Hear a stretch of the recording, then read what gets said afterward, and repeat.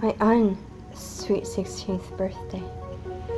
My name is Anthony, and I'm here to tell you something that happened to me when I was 16. We lived in this big house in the middle of the woods, so we had a lot of land. I always was able to play in the woods ever since I was little.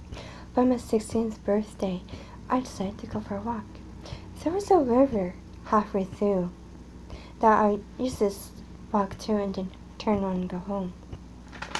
But today I decided, since it's my birthday, I would explore more. So I went farther in. Came across a house. I'd never seen this before. I thought it was strange. Why is there a house on my parents' land? As being curious as I always was, I decided to go check it out. I walked up to the house. I saw that it was an old Victorian house. Seen better days.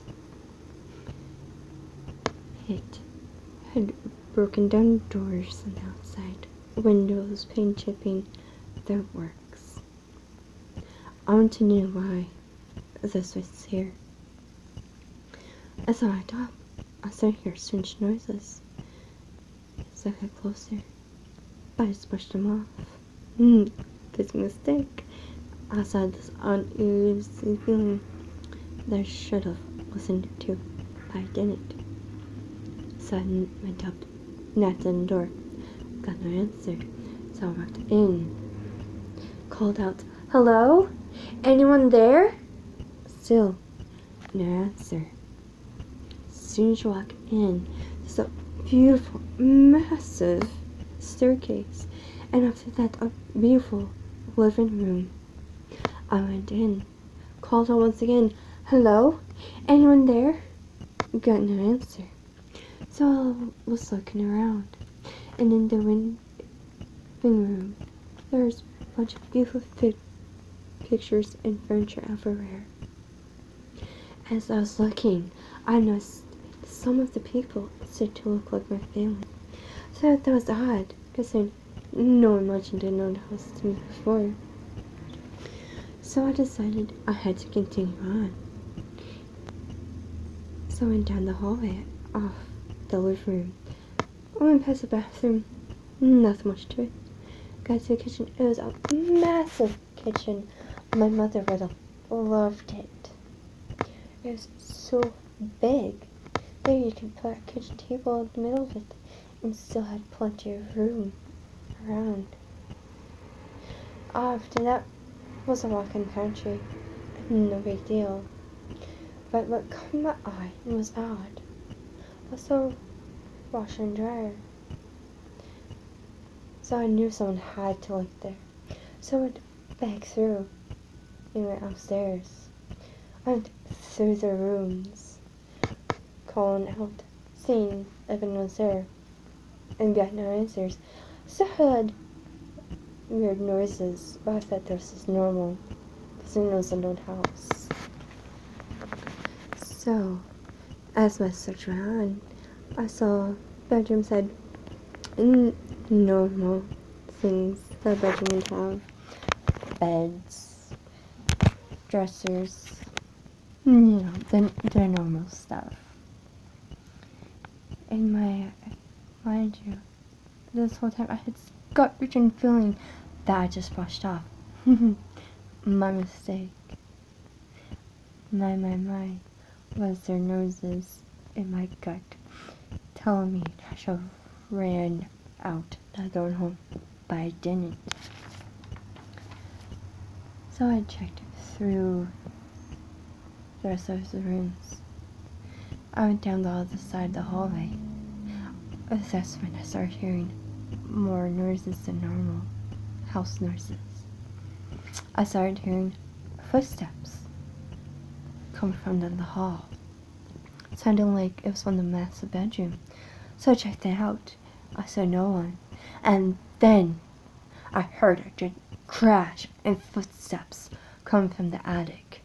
So I left the attic, left the room and headed up to the attic. I said nothing when I first went up there. I saw a truck open, and as curious as I was, I decided to look through. Saw a few more pictures in the trunk, then I looked through the entire house of people who reminded me of my family. But once again, no one told me about the house. I also saw documents that proved that the house once belonged to my family. And through my search, I started hearing movement. I turned around, and what I saw was terrifying. I saw a creature that was human, but I knew it wasn't. I knew it was a man, but it didn't look like a man. He was 8 feet tall.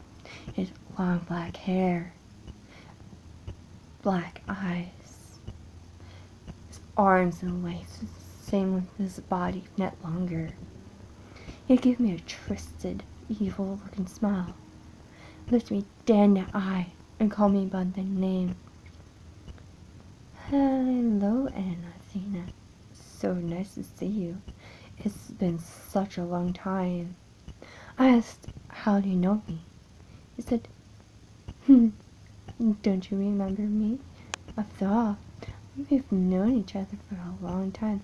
I tried to tell him that I did not know who he was.